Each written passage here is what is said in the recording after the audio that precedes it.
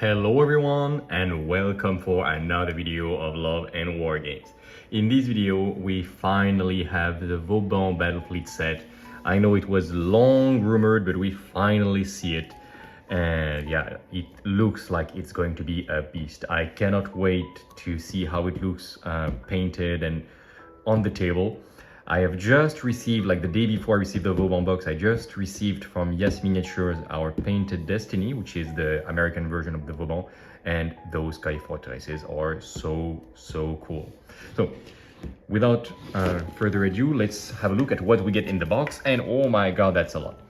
Okay, we are going to have the main flagship, of course. It's supposed to be, from what I understood, 4 of the newest Alliance Levant support sprues to build this, plus some resin, okay. And with these extra sprues, we're gonna have some Honneur destroyers.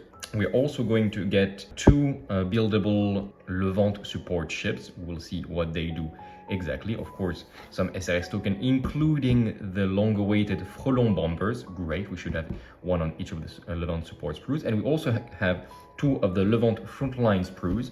Well, I start to have way too much. I think we all feel the pain as Alliance players. We have a lot of Levant Frontline sprues, which is great. Like, I love these models, but we have too many of those. Like in the Couronne box you have some, in the starter box you have some. Of course you want to buy a Magenta with more of those sprues, and now it's in the Vauban as well, which is cool. I mean, for the Vauban, I understand it's very cool and thematic because it's a full Levant ships with all these skimmers. Looks great, but we start to have a lot. But those 2 Levant Frontline sprues are not the stars. The star is of course the Vauban and the newest Levant support sprue. So let's have a look. We'll have a look at the weapons options because, for example, the Alliance is starved for torpedo turrets.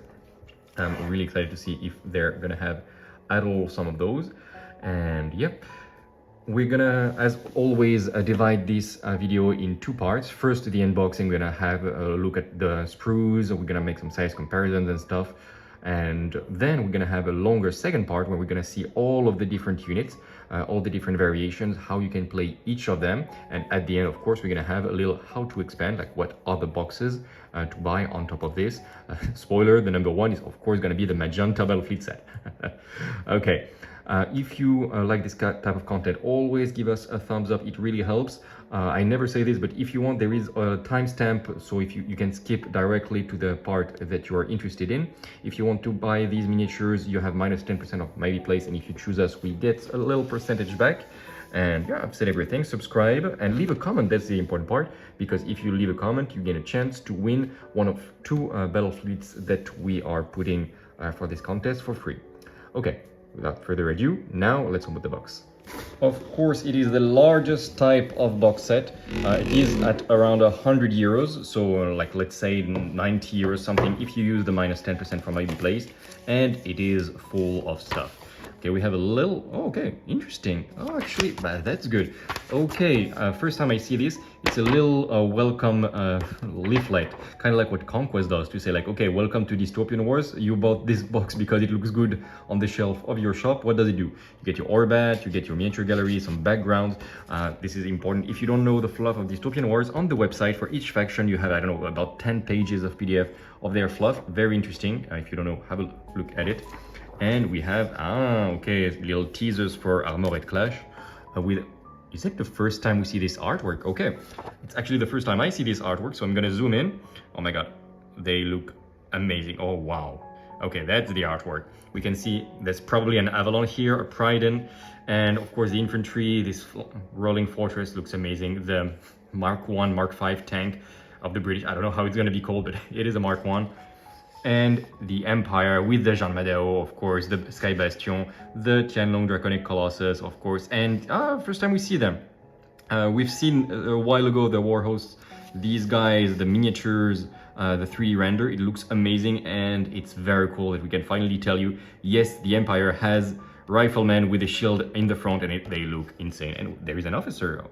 Are we gonna have is that a golem that is actually a Jade warrior? Oh my god. Yes, please. And the tanks, of course, and well, okay. I really cannot wait to see all of this. I hope they're gonna be called Terracotta Warriors, otherwise we're right.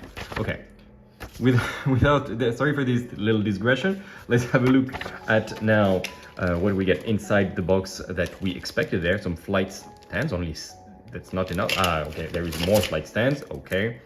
The usual goodies that we're gonna get. Some more tokens, like flying tokens, SRS tokens, great. We don't have many, but as like, sometimes for some boxes we calculated and we're like, oh, you're gonna miss 2 if you go full SRS route. But I've been thinking about it, and just buying a second box of anything else will give you so many of those black tokens. And I really arrive at the point when I just give them away to random people in the street. I exaggerate barely, because I have so many of those things. So yeah, it's okay if they don't overpack their boxes with those, because you really fast start to have too many. This is gonna be the flight stand, like the base for the Vauban, obviously. Talking about the Vauban, we're gonna take, oh my god, that's a lot of resin. We're gonna take a look at this at the end. Of course, this is gonna be for the Honneur, I believe, yeah, Mass 1 flyers, or like Mass 2 technically. No, they are Mass 1, sorry. Mass 1 flyers, yes. Mass 2 flyers, those are gonna be the Frontline Sprues, like they're gonna be Chasseur or Furieux, for example. And 2 more for the Alma, the Gascony, the support Sprues. Okay, all the bases. This is the new Sprue. Okay, we're gonna spend a little bit of time on this, because for sure this is the main attraction here, on top of the Vauban, of course. But let's have a look what the Alliance support Sprues are all about. Okay, so we have the first thing that we see right there in the center. We're gonna have the base, the hull of the new support Levant. Why do I pronounce Levant with this very British, like English accent? The Levant ships, I'm sorry. So yeah, beautiful broadside. French broadsides are probably my favorite. They look so cute, these little cannons hidden there. They look more old, actually, with these plaques here. Well, that's kind of like the point. The support Levant, or actually the older generation. So it does make sense. You have a lot of stuff. Like, we're not gonna check every single piece of the hull. We're gonna see when they are built, how they are. Oh, this is interesting. You get some, looks like munitions or something like this. Okay, this is obviously a frelon. If you want to build the Marseille, we will see in the second part of the video. But yeah, the Marseille are gonna have some extra frelon. It does mean that, wait a second, this is a frelon bomber that is flying, so it's deployed. You can see that it's quite large. And here it's a frelon that is without its wing.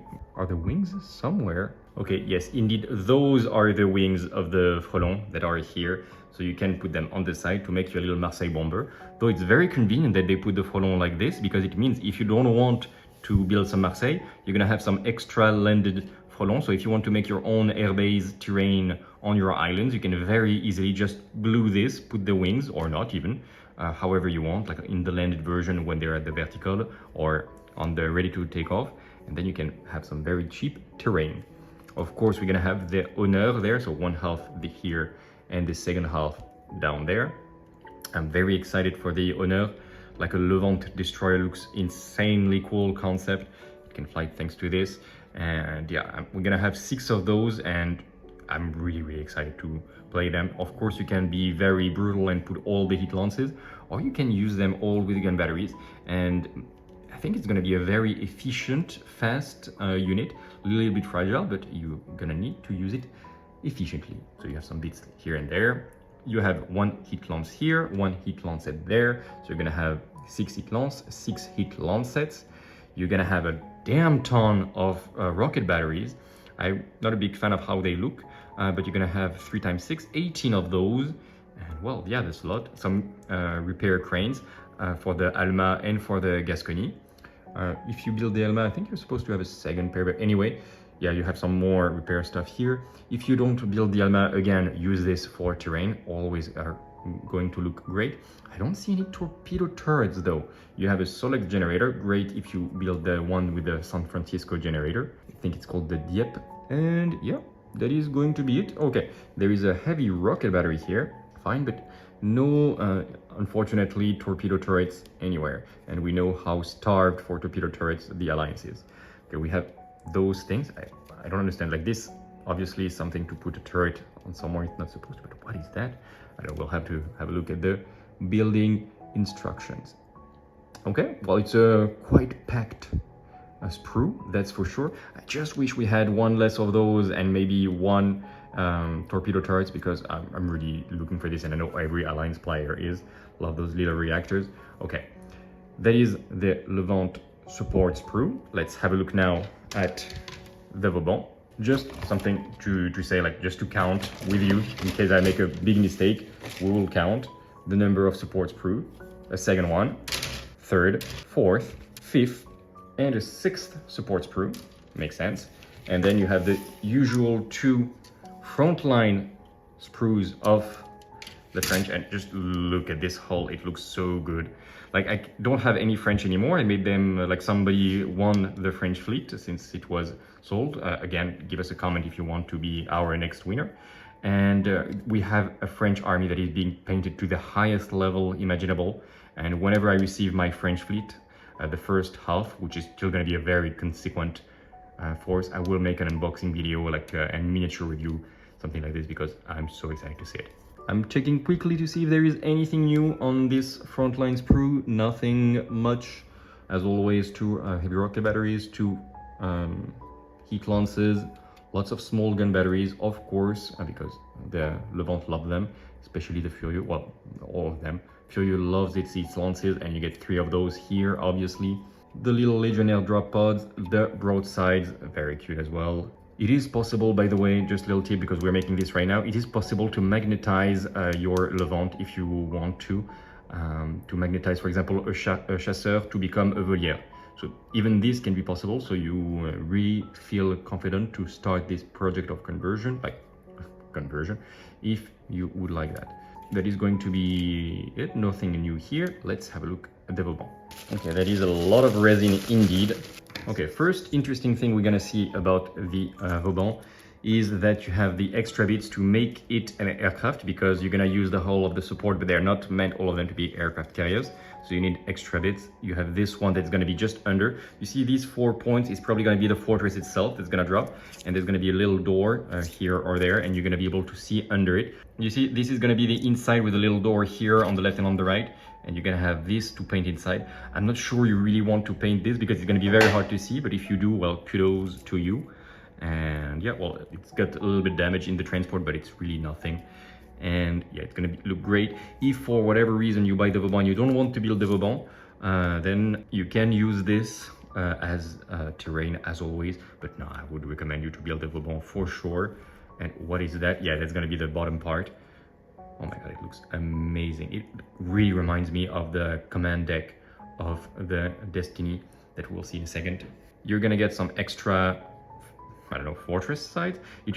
For those that I thought everybody knew, but let's remember that the ship is called the Vauban because of the French military engineer that is very famous, in France at least, and he makes a very specific type of fortress called Vauban castles, which basically cover, the concept is that the enemy cannot hide anywhere, and you're gonna have an angle of fire anyway, wherever he is, and this is typically a Vauban castle. So it's a Vauban on a ship called the Vauban in the shape of a Vauban star. So yeah, looks great. And if you don't know, have a look. There are some very beautiful castles of Vauban in Europe to visit, not only in France but in all of the Western Europe, for obvious reasons. We have some extra bits of flying and stuff. The level of detail is insane. Like, I love this. You can paint all the little windows and cables and everything. It looks great. I'm gonna have some extra bits there to put, I think this is gonna be the under part, and you're gonna put some weapons or some reactors and stuff in there. And you're gonna clip it inside. You're gonna have some extra reactors because you do need a lot more to keep this big daddy flying. Do note that there is a variant of the Vauban, like the basic Vauban, which is with all the reactors under to fly high, and it's an aerial unit, which makes me say, like, really do play with aerial terrain all the time, guys. Like, it's quite important because we start to have a lot of aerial units. It's important that they can be hidden and you can hide from them. So even, like, sometimes just consider your big islands like Mass 3 Plus and stuff. Hide also aerials, even if you don't have yet aerial terrain. Otherwise, just put cotton on a stick and that's a cloud and aerial terrain. So you have this. And there is a named version of the Vauban called the La République. And this is going to be a skimming ship because it barely flies. It doesn't fly, actually, just skims because it replaces all the reactors with some more weapons. We'll see the detail in the Tactica. And yeah, we have the fortress that is going to go on the top. You can see it's gonna go like this, I'm guessing. Okay, maybe I am very wrong, and it's not supposed to be like this because, okay, there is going to be this, actually, yeah, this goes here. And then you're gonna put this on the top and it's gonna look great. I'm not gonna glue this yet, but damn, look, imagine this, how cool it is. Yeah, okay, it's not glued at all, it's maybe inside out and it's supposed to be like this. Yeah, even better. This painted flying around is going to look amazing. It's going to look gorgeous. And let's just make a quick size comparison. I think it actually holds like this. It's not painted at all. The big problem I have with unboxing is since we make them built and painted by pro painters, we can never make a good size comparison with the newest ship. But here I think we can imagine how big it's going to be. So it's going to have some extra stuff on the right and on the left. And wait a second, it's magnetized, of course. And yeah, it is about the same size as a Destiny. It is going to look like it's going to be a little bit taller here, taller to the back. Yeah, they are going to be the same thickness, the same height. And yeah, pretty sure that I don't know which miniature is the coolest. I think they're all... the Vauban is just so thick vertically, like it's going to look insane. And well, since I know if I don't show the Destiny now, we will have questions in the comments like send us pictures. So let's have a quick look at the Destiny. Little thing, it's been customized. We have some named versions of the Destiny. So I put some little talent because it can make some talent assaults. And yes, I paid plus 60 points for all of the extra rolls. And yeah, just magnetized here with a little magnet. So you can put your little Acron because it's supposed to have an Acron repair plate base. So I always thought it was cool to have this. The Destiny is for sure one of the coolest miniature of Dystopian Wars. And yeah, just look at this huge thing with all the reactors under. And yeah, I was not a big fan, I'm still not a huge fan of the Union blips, but this thing is insane. Look at all the little cannons there. Anyway, it's not, I just show you the Destiny because I use it for the size comparison. But apart from that, now we are all, of course, waiting to see the Vauban being painted. Okay, that is going to be it for the unboxing, etc. Let's go straight to the Tactica and what to build and seeing all the versions because there is a lot. I'm not sure I will keep this video under 1 hour because we have a lot of things to say about not only the new units, and there is a ton of them, but also about the Chasseur and the Furieux that have been changed. Even the Volière got some points reduction. All of this, we'll talk about all of that. If you leave us now, well, give us still a thumbs up and a little comment so you have a chance to win. And otherwise, let's go straight for the Tactica / what to build. So let's start indeed this what to build for the Vauban Battlefleet Set, a little specification. We take the screenshot of the rules and everything on the Orbat 3.06. So if it changes, well, be careful about that. First, about the Alliance playstyle in general. You start to know it by now because it's not our first Alliance review, but basically Alliance is based where each subfaction is very, very different in playstyle from each other. The French, for example, are very fast damage dealers, but they are glass cannons. The Italians are made for ramming and repairing and being resilient in their reparation. They have also some very funky like special effects, and they're all about piercing the enemy hulls through whichever way necessary. The Sousa is extremely tanky through row stat lines, and they don't have much more than resilience, but they're just big behemoth charging forward. And the Spanish, we didn't see them yet, but they're going to be full aerials, and they're going to be quite fast, but to specify, like they're going to be like Spanish air galleons, and we cannot wait to see what they're going to do. The Alliance are basically the only faction to have access to heat lances, except like some very specific units like dragons for the Chinese, but they're the only ones with these weapons everywhere. They are very expensive. They are not as good as gun batteries and stuff usually at long range. At mid range, they're gunnery weapons as well. They start to be a little bit better, but more expensive. But if you get at point blank, the heat lances are basically the most devastating weapons of the game. Especially if you keep them sustained, we will see there are some ways. And you also get for the Alliance something very special, which is a coordinated support.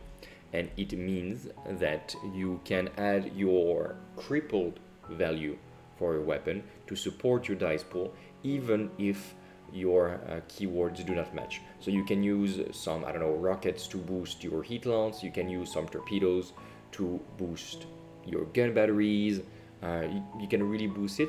Most of the time it's a good idea to do this. but sometimes if you lose too many dices, it might be worth it to make separate attacks. It depends, like you need to make the calculations. But usually if you don't have time and you don't want to make some math, usually it's a good idea to just make as big a dice pool as possible with coordinated support. Okay, so let's remember what we have in the Vauban Battlefleet set. So you have all of this, it's absolutely massive. As we said, it's the most expensive Battlefleet set size that you can get, so 102 euros. You get minus 10% if you go through My We Place. Again, so that's really helpful for you, I think. Like if you buy, might as well buy them cheaper. And they deliver everywhere in Europe. And if you do buy on My We Place and you select us in the cart, we get 3%, I think, back on our, like in bonds, to buy some more miniatures of Dystopian War, some more terrain, etc. So thank you if you do that. So you get a Vauban Sky Fortress with the name versions. We're going to talk about them first. Then you have two Levant Frontline squadrons, like the Chasseur and Furieux, two combat versions, and the Volière carrier. We'll talk about them just after the Vauban because they did get some changes, all of them, and they're very interesting. A little nerf to the Furieux, which you usually only wanted, and boost for the other two. Let's take a look. You're gonna get two sprues of Levant support cruisers because 4 of them are gonna be used for the Vauban, and you're gonna have 2 extra. So you're gonna be able to make all those ships, the Alma, Gascony, Dieppe, Marseille, and Lyon, that we will see, maybe not in this order, but we'll see all of them. Then we'll talk about the mass ones. You're gonna get 6 Honneur Levant destroyers. Quite a few things to say about them because there might be a way to play them that you don't think about. You think about them with all 8 lances to charge, and it's normal. Everybody wants to do that because it's fun, but it's very expensive. There might be an unexpected way to play them that is very competitive. We'll talk about it. Then you get the French submarines, 2 of them. Love those. They look incredible. Like, I love the design, and they're also got some changes since I think we covered it already in the Couronne Battlefleet Set. But anyway, 2 very, very different ways to play them, depending if you build them as a Sirène and Épaulard. You can, of course, magnetize them as always, we recommend. But if you want to know what each of them do, we'll cover this. And then you have some SRS tokens, only 2 SRS of Malinois, but that's fine. You should have enough, and anyway, you can just make a big pile if it's your only box. And then you have 6 Frelon bombers tokens, and beautiful bombers, like much more beautiful, of course, than the Imperium. That's my French anti-Germany bias. I'm kidding, I love Germany. And there is a tutorial by Top Secret Painting, which is Karun, our painter for the channel for most things Dystopian Wars now. And he has some tips if you want to make the Frelon bomber tokens look amazing with flying aircrafts around. You can cut, there is a little trick to cut some aircrafts to make some bombers flying above your token. It looks amazing. Link in the description. So let's start with the big daddy Vauban himself. What does it do? First of all, there is a lot of things to say. It's 345 points, like wow, that's a lot. Is it worth it? Probably yes. First things to say, it's armor 7. Not uncommon for even the largest flying ships. Mass 8 would be too much. It's Citadel 15, which is fine. It means it will handle some firepower before it starts to collapse. When it was first released in beta, I think it was Citadel 12, and I was like, what the like, how? There has been some back and forth in the beta, and now it's Citadel 15, and it's much more credible because you look at it, it's just basically a flying fortress with these Vauban shaped walls which are supposed to protect the citadel, and yeah, makes more sense now. ADV of 8, interesting, and you all already put it in relation with Flag Barrage 12, which means this thing, first of all, is well defended against rocket attacks, but if there is some I don't know, SRS coming after you, you do have some ways to protect yourself. It's one of the only way to get Flag Barrage, by the way, of the entire Alliance roster, especially French roster, so it's quite good. 9/9 hull points, quite fine actually, but it's not a combat ship, not a combat ship at all. It's a Sky Fortress. You keep it hidden behind a cloud, behind a aerial terrain, and it's gonna send wave after wave of aircraft because it has only 4 rocket batteries and they cannot even link all of them together. So not great. You can replay them with torpedo turrets for free, which is probably what you will want to do, or eat lancets if you're insane. And it has some flag broadsides, heavy flag broadsides on the side, fine, and 2 thermal cluster bombs behind you. I don't think you will use it that often because when will you do that? You don't want your Vauban to charge and pass over the enemy ships because Why would you do that? 3 of 10, it's not insane. Okay. It is lumbering, so be careful. It's very vulnerable to gunnery weapons. And it has the main thing, Frelon SRS capacity of 5. It sends 5 bombers, already good, and it sends 6 SRS token on top of this, so 11 SRS in total per turn on your opponents. The Malinois SRS tokens will protect the Vauban, and the bombers will just devastate. Like if the bombers stay intact, it's going to be 25 dices, devastating if they stay alive on basically anything except an Ice Maiden, and plus however many Malinois did survive the enemy air defenses. Be careful, bombers, as we've said, are vulnerable against flag barrage. It also have priority signal, which is good capacity to have. Okay, gives you some more benefits on making heavy firepower or something. Probably not on him, but on some other ships. It is good, and that is going to be it. Like, it's a big package of bombers and aircrafts, kind of like the Ice Maiden, but of course it's way weaker than an Ice Maiden, because who can challenge an Ice Maiden? But Ice Maiden is more expensive a little bit. This thing, its main selling point / weakness is that it is aerial. Aerial means that it can only hide behind aerial terrain, and that's a big one, especially when your bombers don't have as big launching capacity as the Imperium bombers, for example, because they're better than everyone. But it means that if you play on a table with only surface islands, without clouds, without sky islands, without even just big islands that you say, okay, those are aerial terrain, then it means it will be out in the open and it will get devastated by basically any long range or extreme range weapons of your opponent. Railguns, heavy rocket batteries, majestic gun batteries, it's just gonna melt and die very fast if it's not hidden, because it's such a priority target. So if you don't play with aerial terrain, play it as the other version we'll talk about, which is the La République. If you do have aerial terrain, then great. Play the Vauban Sky Fortress, flag barrage, keep hidden, stay safe, and it's immune against things like submarauders, like Imperium robots, Ika Colossus, etc., because it's aerial, so you cannot ram it, you cannot board it. That's it, it's very good. But it really depends on your table, and it is going to be the first time that it's so binary. If you play with aerial terrain, take the Vauban, I think it's superior. Its main DPS is from its bombers and its SRS, and it's gonna stay in behind clouds or whatever, and it's gonna stay safe and do such a lot of damage on your opponent's fleet. If you don't have aerial terrain, it's gonna die turn 1 probably, maybe turn 2 if you're lucky, without using anything basically, and it's not a tank, like it will melt fast, it's not a distraction carnifex.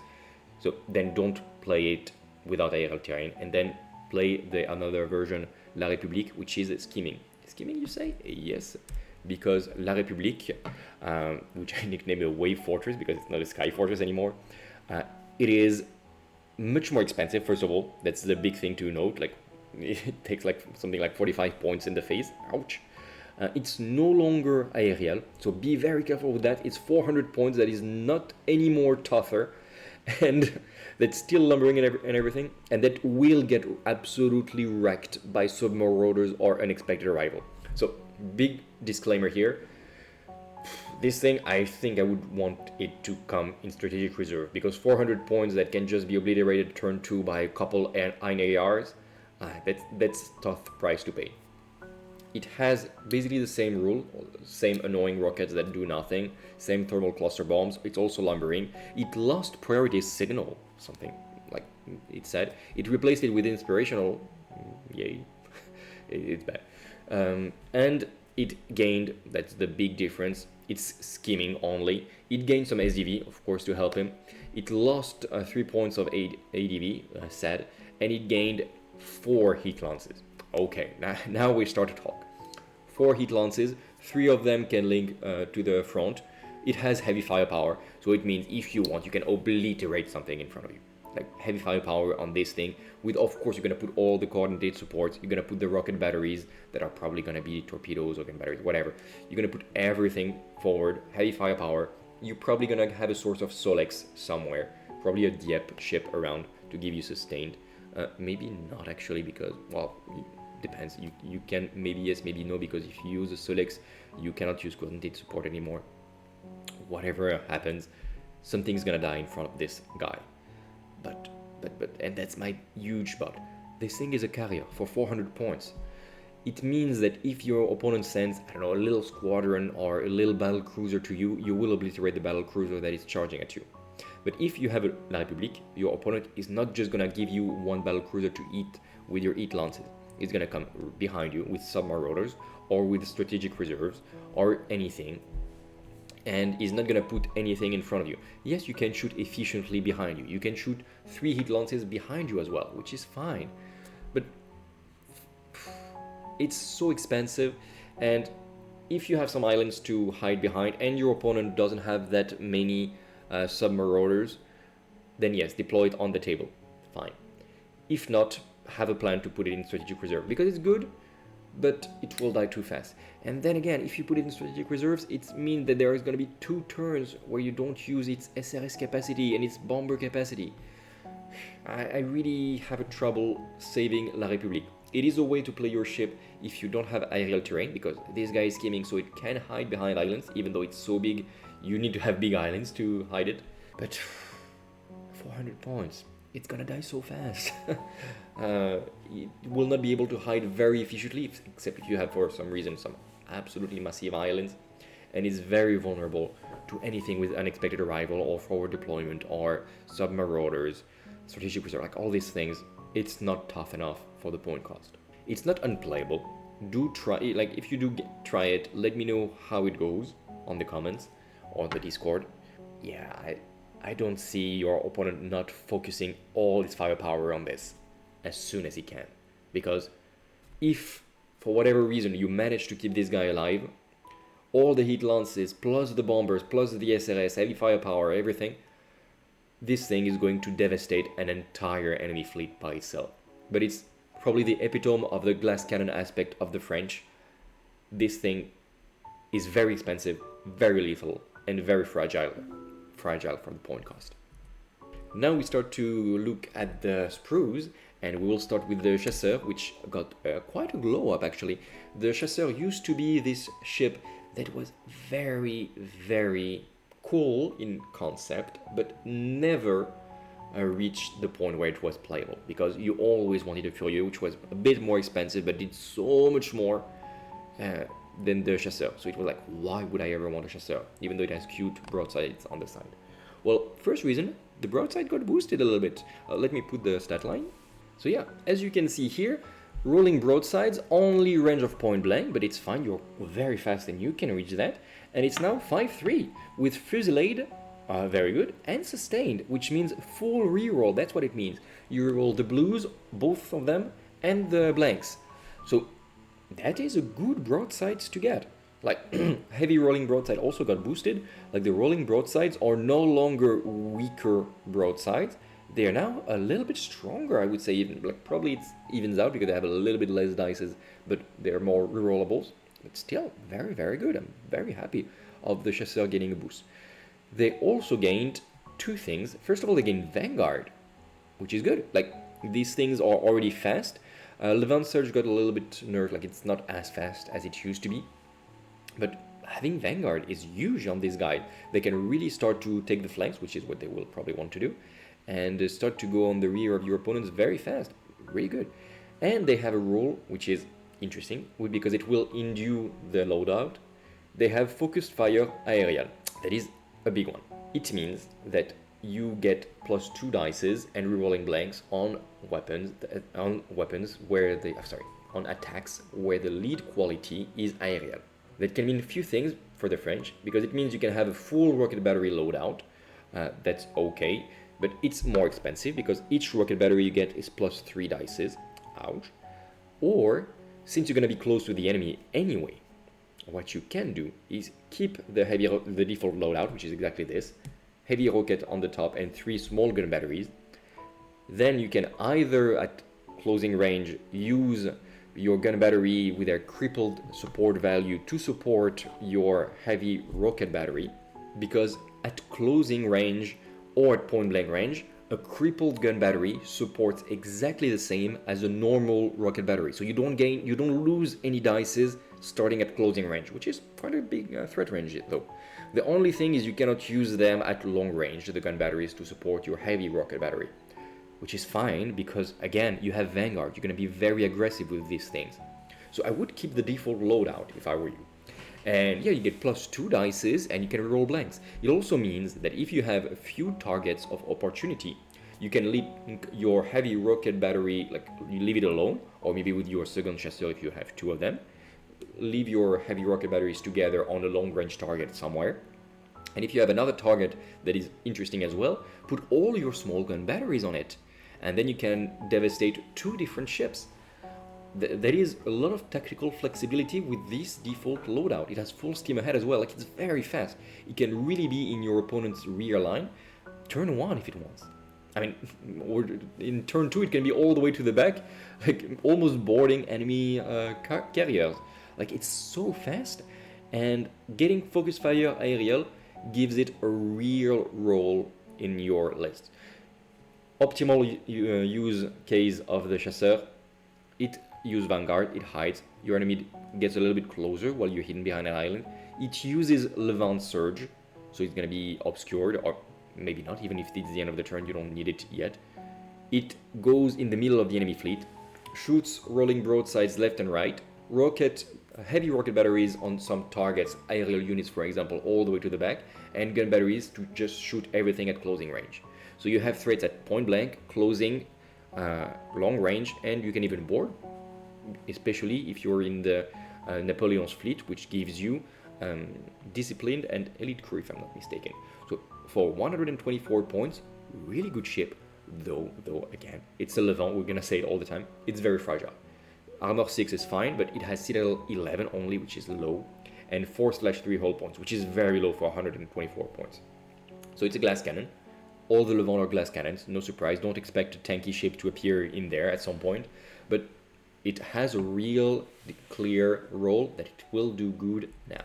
So what about the good old Furieux? Well, the good old Furieux is 132 points, and so it got a little bit cheaper, but it got nerfed. It's a little bit slower now because of its role and style. Like, it's a bit slower. Let's just sum it up. It is still very expensive for the point cost, even without putting it all the heat lances and stuff. If you want to put the Furieux as an old full heat lance ship, put it in strategic reserves. No questions there. It's too expensive otherwise. Strategic reserves. But it has other traits. It is a very good boarding ship at 312 with Legionnaire assault pods, which means they have Hazardous and Sustain, if I'm not mistaken. If you play them in Napoleon's fleet, so you lose some victory points, but they're gonna have rolling blanks as well. That start to be a crazy good boarding ship. It's one of the rare ships where getting a generator makes them more expensive actually. If you replace the main weapon with a Fury generator, you pay +5 points, because then you're gonna be phrase 16, like who has phrase 16 sustained rolling blanks? Well, this guy apparently. In strategic reserve is gonna be insane, which is why it's more expensive. If you really want to play something super competitive but not fun, put a Fury on this guy and 3 heat lancet. Put it in strategic reserve, maybe 2 of those in separate units. They will devastate a few things. Okay, not very fun to receive it, but it's a way. If you want to play it more interestingly, do note it has Corvette duty, so quite fine. It applies it to himself as well, so +1 defense. It also has attached to a French flagship scheming. You probably want to attach it to a Magenta, let's be honest.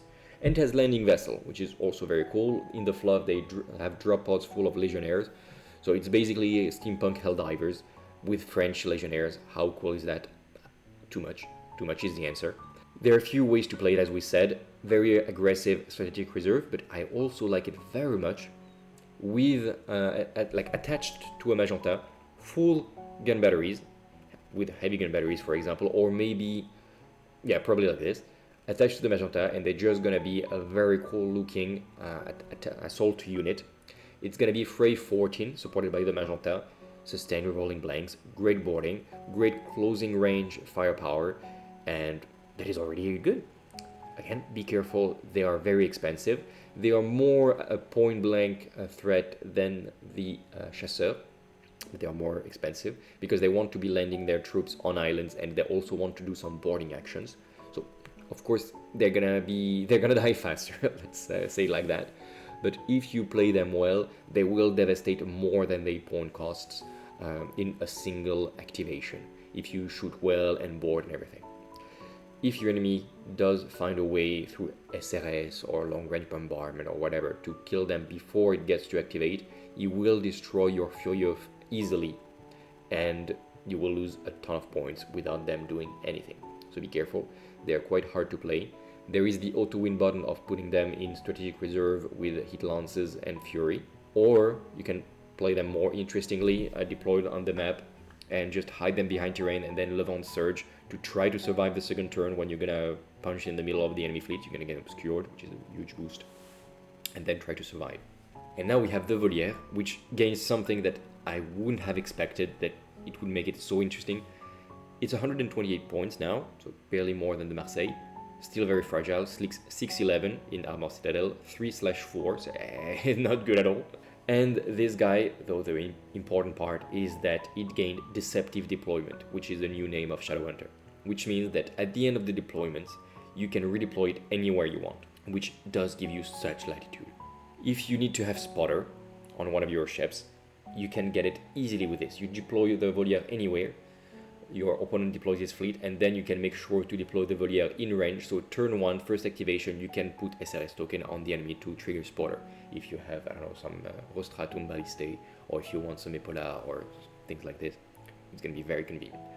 But even more interesting than that, you're gonna be able to hide well. That's the main thing. You will see all the angles of shooting, avenues and everything from your opponent. You have Levant Search, so first of all, you're already a little bit more resilient to torpedoes. Not kind of bad too much, but you're a little bit more resilient, and you can really hide your Volière well, which is a huge boost. Like an aircraft carrier with Deceptive Deployment, don't use it offensively. Don't make the mistake of buying Heat Lances, Heat Lancet, it's insane. Or even like 2 torpedo turrets, it makes it more expensive, and don't expose it ever. Just keep it hidden behind islands and send wave after wave of SRS. It's harder to get this Volière with torpedoes, and yeah, I'm still not an absolute fan of the Volière because it's very fragile, but it's fine now. Like now with this new capacity, I do see the point of taking them. It means you can have a carrier placed safely knowing where your opponent is, except if he's full Japanese, but then that sucks to be you will die by a Nika Colossus. But the Volière are a good ship now. Having one of them, I can absolutely see it, especially in support of a Marseille bomber or a big attack wave of the Vauban. And now we start to talk about the entirely new ships of the Levant support sprues. So let's have a look at them in detail and what they do and how you can play them. First, the Alma Levant support cruiser, 112 points, so quite cheap like compared to what we've seen just before. Still the same, 611, 34, so not a great stats at all, but this guy is not a fighter, he's a lover. he's meant to repair, and he has advanced repair facilities too, which means that he's gonna launch 4 dices at the end of his activation, repair maybe himself, maybe friends, maybe even he will give health back, good. A mine layer, meaning that it's always good to have more mines. Like having 2 Alma is not insane, especially when you consider that you can put more and more mines to your opponents. It's such an annoyance. It can be attached to a French skimming unit, so any skimming. So having 2 Alma and attaching one to a Vauban to repair it, and attaching another one to, I don't know, a big squadron of Lyon, for example, could be a good idea indeed. Heavy escort, so again, good boost, like +2 defenses is a good boost, and it has vulnerable string, which is something we'll see again. But for 112 points, it repairs, it heals, it gives escort, it puts mines, already good. And it has some weapons. It has 1 heavy rocket battery plus a small rocket battery. Fine. You can, if you want, put a heavy magnetic bombard and then support it with a torpedo turret for free. That might be my preferred choice, because then you can keep it all the way to the back with a Vauban or something. And it's only +3 points, so 115. I like this, but full rocket is fine as well. It even has a rolling broadside. So if the enemy gets too close, it can help to punch back if it's attached to something. And yeah, I don't have much more than this to say. It's a good ship. 1 or 2 is always going to be a good idea. And one thing that Top Secret Painting said in his tutorial is that if you build the Alma, which is a full repair version, you're gonna have some extra cranes like this, because you're not gonna build 6 Alma. of course, especially with the Vauban. So you're gonna have extra cranes, and there is a weapon slot below that is not used, and it looks so good on the model if you put like the double cranes. I actually will take the picture from Top Secret Painting. Sorry, Couronne, but I hope you allow me to take some screenshots from your channel. And yeah, there it is. As you can see, there is a weapon slot just below. Thanks, Couronne, for letting me use the screenshot. Again, I'll put the link in the description. But yeah, it's gonna look like a crazy cool repair ship, and I love it. Then we get to the Gascony Levant merchantment, a little bit cheaper, 110 points, and different role actually, quite different role. First of all, it's also a mine layer, something important to note. So you can get quite a few mines in front of your opponent if you do get a lot of support like Merchantman and Alma. It has supply depot, which is quite different and also quite important, especially like having one of those behind the Vauban to make sure that even if he is at the black level of disorder, you might be able to launch your SRS token. Is great, because getting a Vauban at the black level of disorder is the worst thing that can happen to you. I recently played a live with the Dingue de Jeu. It's in French, but you have a look if you would like. And I played this. We played the Prince Eugen, and not being able to send your SRS token is such a blow to the heart, like a strike to the heart. It's very difficult. So having a source of supply depot is always good. And as always, like, it has logistical support. You know how important it is to have logistical support source, especially that one that, even if it's not a great fighter, will stay in the back with your Vauban and make sure that even turn 2, turn 3, turn 4, you're still gonna have access to logistical support. Because let's be honest, a logistical support on a ship, on a cruiser that is fragile and that you would want to send to the middle of the board means that you would lose logistical support by turn 2, maybe turn 3 if you're lucky. This guy is probably gonna stay all the way to the end of the game, except if you get tabled, which can happen with French. But it's gonna be very convenient always. Same weaponries as the Alma, but again, same things, like maybe put a magnetic bombard and torpedo if you want to use it for combat, but it's not a fighter. So keep it in the bag for at least the first few turns, or if you are sure that your opponent will not waste weapons on you. For example, if you have La République, all the way in the open, it just devastated an enemy battle cruiser, and you know your opponent will send everything to shoot on the République. Well, maybe you can put the Gascony out of cover and shoot, because for sure your opponent will have other things to do than shooting on your Gascony. Then we start to go with the force amplificator, which is the Dieppe Levant Solex cruiser. It has this Francisco Solex projector, which is the main rule of this guy. It's 124 points. It has a heat lance and heat lancet, already quite good, and it has the Solex projector, which means that this very fragile ship can punch back with its 2 weapons, and any friendly scheming or surface unit within 10, including himself, count as being equipped with a Solex generator. Though you cannot use the Solex generator valor effect, which is good because otherwise it would be insane. They should put this also to the projector ships of the Empire and the Commonwealth, because getting 20 attacks for free of magma or ice ray is a bit too strong. But at least for the Alliance, they corrected that already. So you cannot just spam heat ray of death in exchange for cards. Solex means you get sustained on all your heat weapons, and it's great.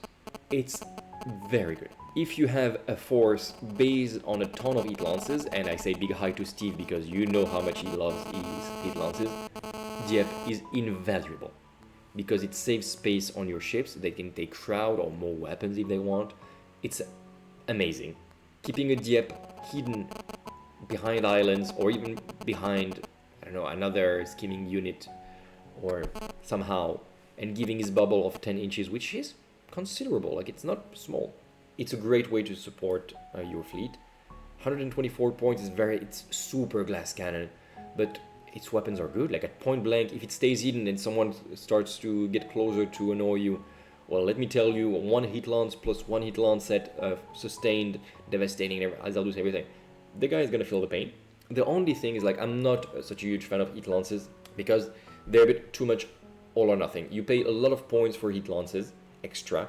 It only works at point blank, and you're very vulnerable if your enemy stays all the way to the back and send just waves of SRS tokens or majestic gun batteries or torpedoes and everything. So I'm not a huge fan of heat lances, but I see the attraction of it.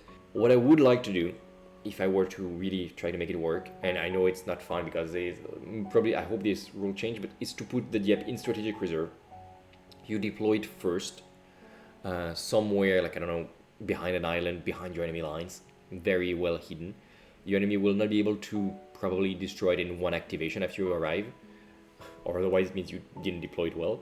So it will already shoot at very great efficiency on your opponent line, and the second activation you have just after is another squadron or flagship or everything in strategic reserve as well. For example, the Furieux full of heat lancers that we've talked about, for example, or Magenta, anything. And then you're just gonna obliterate things thanks to the Dieppe effect. Is it fun for your opponent? No, because it's very difficult to protect yourself against that. There are basically no ways, except staying away from the sides of the table. But, is it competitive? Yes. Is it fun? Probably not. Try it once if you really want.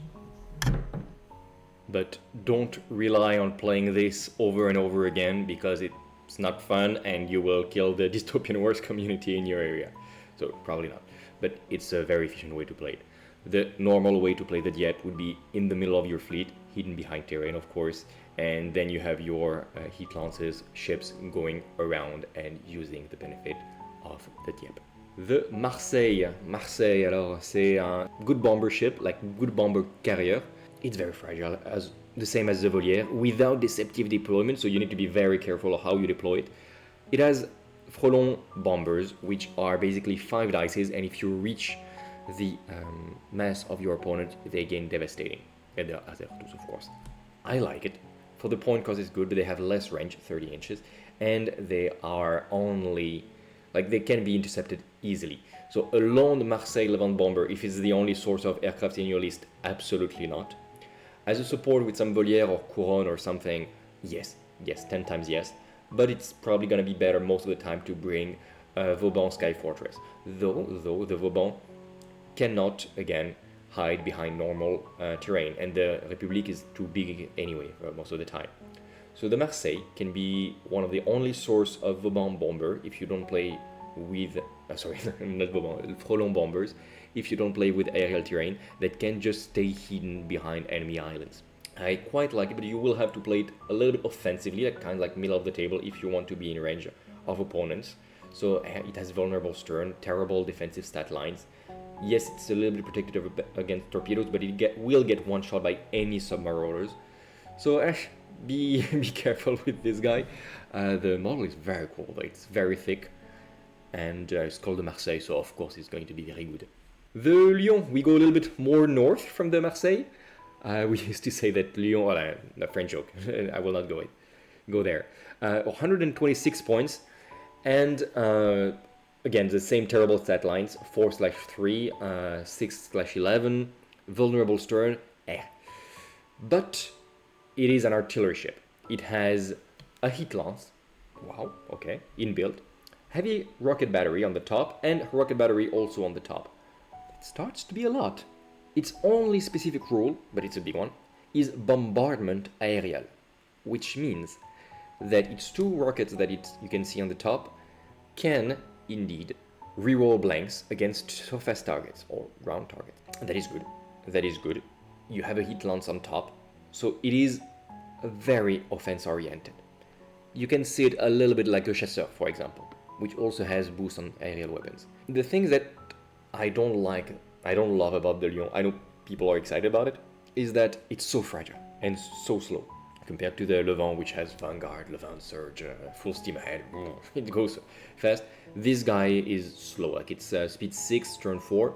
I mean, it's not a brick, but it's not going anywhere. So it's more like an artillery ship with very bad defensive stat lines, and it wants to be at long range for the heavy rocket battery with aerial weapons, okay, but it also has a heat lance. And the heat lance is a good counterpunch for sure. If your opponent gets close and you have 3 Lyon, he's gonna feel the pain.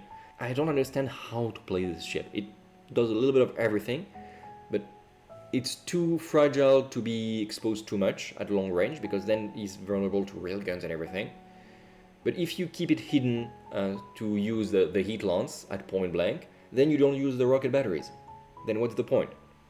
You could replace the heat lance with a shroud, for example, which would boost him a lot. But is it a good call? Not sure at all. You could replace the heat lance with a heavy rocket battery for +3 points. Replacing a heat lance with a heavy rocket for +3, why? Why would you do that? You would only gain like one, like you would only lose 1 or 2 dices supporting with coordinated support with your heat lances, and you would have a heat lance to use in case, like as a secondary weapon. So I would never pay the upgrade, even though like it kind of implies that it would be a good choice by making this option be more expensive. It's not a good choice, don't do that. I would like to like this thing. I just don't know how. Like, it's just not so good for the point cost. Like, if you use both the heavy rocket plus the rocket with bombardment on a surface unit and a hit lance at point blank or closing, sure, it will do damage. No question. More damage than 126 points would make you think. But it's such a clutch. Like, it requires your opponent to give you a target within point blank, another target in good range of the rockets, which will be closing or long, that will be surface specifically, and then maybe you will use your rolling broadside. But it means that your opponent didn't kill you yet, even though how fragile you are, and then you will be better than average, but it's not an insane ship. I'm really not convinced of the Lyon. Like, it lacks a little something. I would take a Chasseur or, I don't know, an SRS sending ship or a Dieppe like every day of the week over this guy. For sure. Bombardment aerial is underwhelming, and heavy rockets are just not such a good weapon from the beginning. Like, you cannot base an entire ship on that. The concept is cool to have a bombardment skimming cruiser with a lot of rockets. It's just that the stat lines are not there yet. And then to one of my favorite ships, probably of the entire French roster, the small but very cute Honneur Levant destroyers. So this guy comes inbuilt with their rocket batteries, which are those. He will not keep them, spoiler, for sure. He will want, like, first the stat lines. 5/11, fragile. 3 hull points, okay, average. And it's skimming with Levant Surge. So a little bit better protected against torpedoes, like submerged attacks. And it can make a Levant Surge to become aerial and get obscured. Very important thing. This thing is expensive, 46 points. That is significant. It has a picket broadside, which is fine broadside, but not crazy and good. It has Hunter against surface units. So it means basically pack Hunter, which if you have a big pack, you will make some more damage. It's actually limited to 5. I thought it was 6. Okay, 5 models maximum. If you keep it with the rockets, it's terrible. You can have for free either gun batteries, either torpedo turrets. Both of them are good options. We'll talk about them. Or heat lancets for +6 points per weapon. So these guys goes from 46 points to 58 points per model. No, just simply no. Like, except again, if you put them in strategic reserve to make sure they don't die, because they will die anytime someone looks at them, then yes, maybe put them in strategic reserve alongside the Dieppe, even better, and they will obliterate something. It's gonna be tons of dices. Like, heat lancets are good, but 58 points. No, you have better ways to get point blank firepower than these guys. Like, 3 of them is already going to be so much more expensive than a Furieux, which has more weapons. It's going to be cheaper. It's going to get great boarding as well. It's just, it kills them the +12 points to get the heat lancets equipment. However, those guys can get gun batteries for free, and it's good. With Hunter, Surface, and Levant Surge, you can hide them behind islands, and then Levant Surge and shoot at something at closing range. Either aerial units, because you're going to be aerial as well during this turn. So you can use your gun batteries on aerial units and your picket broadside and just obliterate them. If you arrive in the middle of a pack of, Munichs, for example, with your broadside, you're going to obliterate them, and then you can shoot the Nuremberg or the Prince Eugen or Stark Imperium that is in the back. Very good plan. Though you don't use your surface surface units rule there, but it's a possibility because you're going to be aerial. And if you don't do that, you're just going to be more protected because you're going to be, again, aerial, and you can shoot efficiently at surface unit without them being able to shoot at you well, because you're going to be bend range further. You're going to be obscured, so it's very annoying on mass 1 ships. and the 2 gun batteries per ship, it's good, especially with the extra dices you're gonna get from a hunter. So good combo there, quite aggressive, fight them turn 1 and then just make Levant surge, kind of like what we used to do with the Furieux and the Chasseur, and they're gonna be great. For 46 points, they're expensive on the side of Mass 1 ships.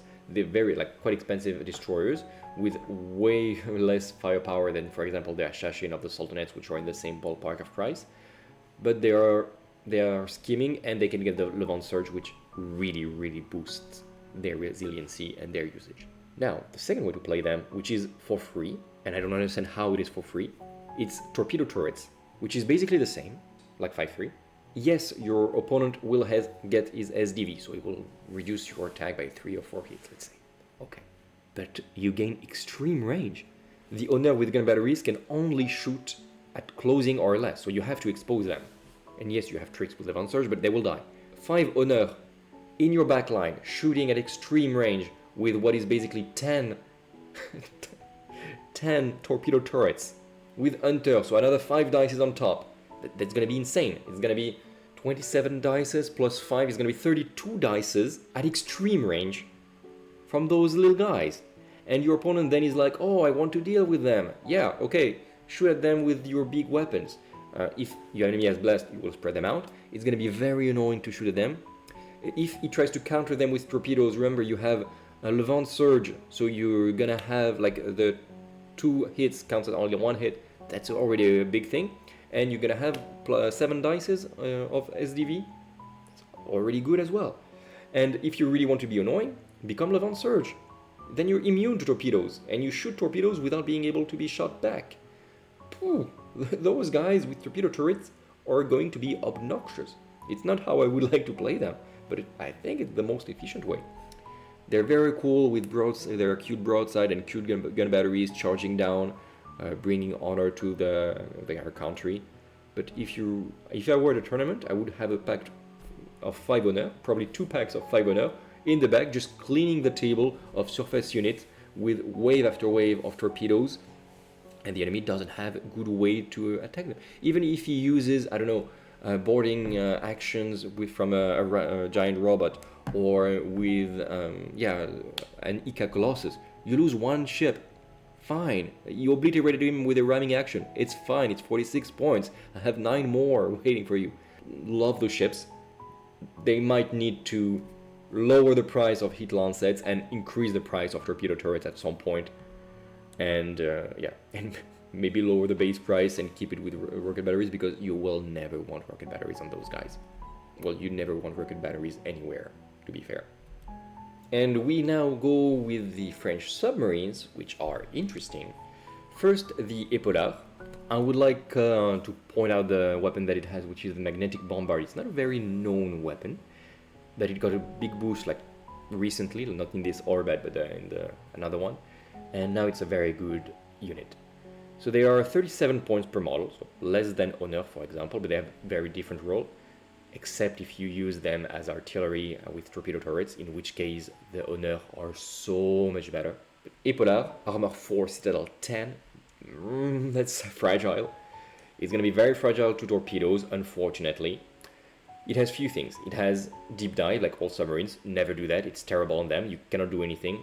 Maybe you will stay alive if you use deep dive, but you will not do anything. You have deceptive deployment, so Shadow Hunter you can redeploy at the end. This is very good. This is very good because you can get the line of sight that you want and that you need after everybody has deployed. So if you have a pack of, I don't know, 6 Épaulard, which is going to be quite a punch already, you can really redeploy, get a line of sight, activate the Épaulard first and just obliterate something. Even though you might want to activate them second because they have spotter as well. So if you do get some SRS on your target, maybe through a nice little Volière that also has deceptive deployment to make sure you are in range to send SRS, then they will be able to ignore Shroud or reroll blanks, depending on if your enemy has Shroud or not. If he has, better to remove the Shroud. If not, you gain reroll blanks, which is good. And the magnetic bombard has extreme range, very good. Magnetic, so you will bring a navigation lock for sure if you make a big attack. It's basically a torpedo turret without any defense, so without SDV, good. And it cannot shoot at point blank at all. I like it. I can see the advantage of deceptive deployment, which makes me say like 5 Honneur and 6 Épaulard, or 5 Honneur and 5 Honneur. You can compare, both of these compositions are good. I would personally prefer 5 Honneur and 6 Épaulard because of deceptive deployment, to really make sure that your opponent, you will shoot at the thing that you want turn 1. Also to note, the Honneur cannot shoot with their torpedoes on aerial units. The Épaulard absolutely can with extreme range. It can just pop out some zeppelins all the way to the back. Very good, something to note. Other than that, like they're both, my heart goes more to the Honneur with torpedoes in terms of pure competitiveness. I prefer the Épaulard in terms of appearance because this huge magnetic bombard on the submarine looks insanely good. They have different roles. Épaulard, deceptive deployment plus being able to shoot at aerial, big value, but they are more fragile with 1 less citadel and armor 4, but they're always submerged, which is good. But they have less weapons. They are a bit more fragile, barely whatever, but they are more cheap. They are cheaper, yes, but they have a lot less firepower. They basically have half of the firepower of the Honneur, but you can point at more targets. But the Honneur are just such a great unit. It's unfair to compare the Épaulard to them. And final unit that we will see on this review, I'm sorry it's been quite long, but we have a lot of things to say, and you guys told me in the comments that you like when we go quite deep in the detail of how to play units, so that's what we continue to do. If you do, like always, let us know in the comments if you like this kind of video, or if you would like us to change something. So, last unit, the Sirène. Again, I love the design. Just look at this ship. Look at this ship, how good it looks. You should have a look also on Top Secret painting, because he paints them to the highest level.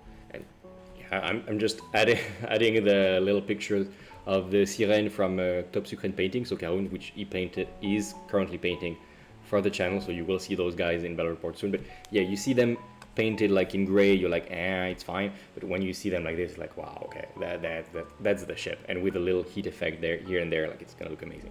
Okay, but what do they actually do in terms of impact? They are 40 points per model, so more expensive than Épaulard, but still cheaper than Honneur. But they have very different role.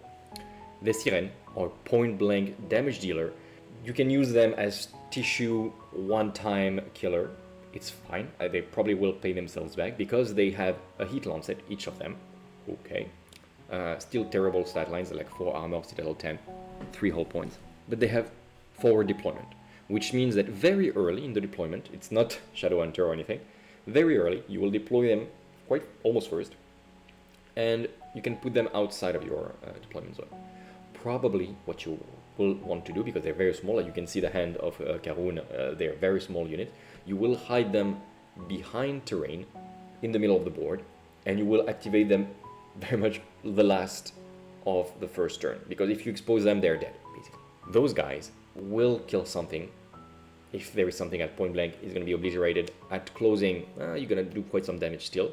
Then they might be dead if you don't have anything else. Like maybe you will try to activate them first on the second turn, and then it's a good thing to do still. If you want to use them like this, it's good. End of first turn, beginning of second turn, then they pay themselves back for sure, and they're annoying and your opponent deals with them, and that's it. Okay, still good. There is another trick. You deploy them with forward deployment, yes, but inside a French generic battle fleet, like Alliance generic battle fleet. Why? Because then you gain strategic reserve. But then let's imagine those guys are not in strategic reserve, because you don't plan to play with that. You deploy them with forward deployment, okay. End of turn 1 you shoot something, you destroy it, good. And then you use at the end of the first turn, before the beginning of the second turn, for strategic withdrawal, which means they go back in reserve for free, no roll nor anything, okay, during the maintenance phase. They cannot repair, but whatever, they don't care. And then they can come back with strategic reserve on turn 2, turn 3, turn 4. So it means that end of turn 2, when your strategic reserves arrive, they pop again, maybe a pack of 6 of them, maybe, why not? They will shoot, now at their crippled value, be careful, but still okay. They will shoot at something at point blank, probably kill it anyway, because they're gonna be at point blank, because you're really gonna put them where you want. And it's probably gonna die, or be severely damaged. And at the end of the second turn, you go back in strategic withdrawal. And turn 3, end of turn 3, they come back. And they shoot again, at crippled value, so this nerves them quite a bit, because heat lances don't like to be crippled. 6 heat lancet, even at the crippled value, it's still going to be 5-3 gunnery, hazardous, devastating. That is good. And if, for example, end of turn 3, usually there starts to be not much on the table anymore, maybe you don't need to go back in strategic withdrawal anymore, because there is no immediate threat around you, and most of the fleets are dead, probably. So then you can just move around. They're fastish at speed 8, turn 7, so they can go around. And then you can shoot at the full potential, so 7-4, which is another lemonade for sure. Overall, I really like the Sirène. They do, probably you will play them the first time and they will die because you will not hide them well enough or something like this. Or maybe your opponent will put all the SRS tokens on them, and yeah, well, probably that's a good way to counter them with SRS. But if you play them well, they're extremely, extremely annoying to deal with. Even with SRS though, they have to use torpedoes, so you will use your SDV, still something. And SRS on the Sirène need more damage to kill them than on other fleets, for example. And SRS on your Sirène are SRS that are not sent on your Magenta, your Oriflamme, your La République, and everything. So I really like the Sirène, and if I could, and I will be able to, but I think it's a good idea whenever you can to have a pack of at least 4 of them, maybe 6, in all of your lists to do this little trick. Even if you only have 2 Sirènes, putting them with forward deployment with this little trick, maybe even without strategic reserve, and keeping them until the end of the first turn, or until your enemy is becoming very aggressive, could be a really good trick, because it's going to be 80 points, and it's going to be such a thorn in your opponent's leg, like foot, to know that there are those 2 guys very hidden behind an island that you cannot reach without SRS tokens, and that might want to just go out at the end of the first turn to obliterate something at point. Well, obliterate. It's only like 13 dices, like 11 dices, devastating, but still very good, still very good. And for only 80 points. Alright, that's it for the units. Now, we've seen the Vauban. It's already a fleet on its own. It's very much playable. You play a Vauban, 2 front lines, 2 supports, and the 6 Honneur. It's going to be a very cool looking fleet. And of course, 2 Sirène, for example, or 2 Épaulard. Very good looking fleet already. But okay, you love the French, you want more. How do you do? Come to Paris, joke aside. Take the Alliance starter set. That's a very, very good deal, because it's going to give you some solid-ish, for the French, surface ships that you will need. So in this box, you get a French battle cruiser, which is the Oriflamme. It's not a battleship, not at all, in terms of tankiness, but it's good. It's like bigger than a cruiser. Well, the name says it all. And it has some good weaponries around, and it has 2 great named versions. The Fesh, which is the command version, with a lot of cool rules to boost things around and good gun batteries, and I love it. Or the Richelieu. And the Richelieu is basically the French battle cruiser with all the heat lances and a Solex in the back. So basically made for damage dealing. I'm gonna switch right now to the Écuyer frigates, which can be attached to French flagships. If you build the Fesh or the regular Oriflamme, it's a great idea to attach them for Écuyer, which will boost their defense and will link their gun batteries with them. And they have Corvette duty as well, which is insanely good. You're gonna get 2 Levant cruisers, so those that can be Chasseur or Furieux. More Chasseur, more Furieux is always good. More Volière as well if you want. You're gonna have 2 French frontline cruisers. If you're gonna have only 2, I recommend to make Chevalier. They're very good. Charlemagne are a bit expensive. They're the big tanky ones. And if you know that you're gonna have at least a 3rd French frontline cruiser at some point, start to build them in Loire. Because if you have 3 Loire, you can make the unit known as the Raton Laveur. I don't decide the names. It means the raccoons. I have no idea why. They're not native to France or Europe for that matter, but they're called the raccoons for some reason. And it's a great unit. I will not make a deep dive on this. We talked about the Raton Laveur already. Great unit. For 300-ish points, they bring a lot of value to your fleet. You're gonna have 2 more submarines as well, so you can start to reach like 4 Sirène to make some trick, or 4 Épaulard works as well. And you're gonna get some more French SRS tokens, which is needed because you're gonna have only 4 by then. And let me tell you, the République and the Vauban themselves can send 6, and it's always more beautiful on the table if you don't make a pile of SRS tokens, but you have all the SRS tokens painted, so you can spread them out on the table. So for 72 euros, you get a lot of stuff, and you also have dices, cards, yes, tokens, map of the world, measuring tools, etc., because it is a starter set. So it's an amazing deal because it's made to get people to buy the box, but as a support through the Vauban, it's really good. It brings you so much. Another really good way to expand, if you already have another fleet of Dystopian War, so you already have the cards and the bits and everything, is the Couronne Battlefleet Set. A little bit cheaper, which is insane because the Couronne, it's basically the same box, exactly the same, without the cards, tokens, etc., map of the world, and you replace the Oriflamme with a Couronne Grand Carrier, which is this insane looking aircraft carrier. This is a like custom version with La Dame Liberté on the top, which gives it more boost. Actually, it makes it a very good battle carrier-ish, because it basically has the firepower of an Oriflamme with heat lances, almost the same firepower as the Richelieu, and it's also a great aircraft carrier with Fortunes of War, but it's expensive in points. Or you can play the same as La République or the Vauban, and you can take it without the Statue of Liberty on the top, and use it as an aircraft carrier that will send 10, yes, you heard that right, 10 SRS tokens every turn. And it's toughish, and it has Fortunes of War, and I think it has Maritime Patrol, and one of the best carriers in the game.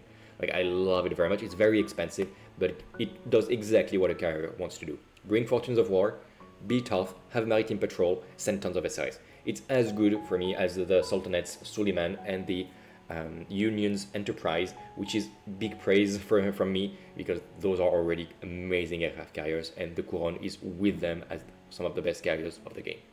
Finally, if you love the Levant ships and you want the coolest Levant ship of them all, yes, fight me, you have the Magenta Battlefleet Set.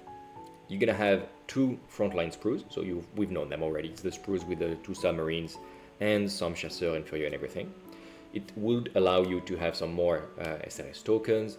If you get this plus the Couronne, for example, you're gonna have 6 Sirène at last, or 6 Épaulard.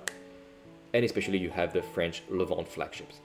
There are 2 ways to build it. You have the aircraft carrier version, which is the Saint-Michel. It got some good boost recently. It's now useful, especially if you use it in combo with some Marseille bombers, for example, or even the Vauban. There is a named version called Le Phoenix, which is basically a Saint-Michel, but with some extra rules. It has heat lances, it's more offense oriented. It's still fine. I think it has Fortunes of War still, so good. Not necessary if you have a Couronne. If you don't, a Phoenix is really good too for having access to Fortunes of War, play it very defensively.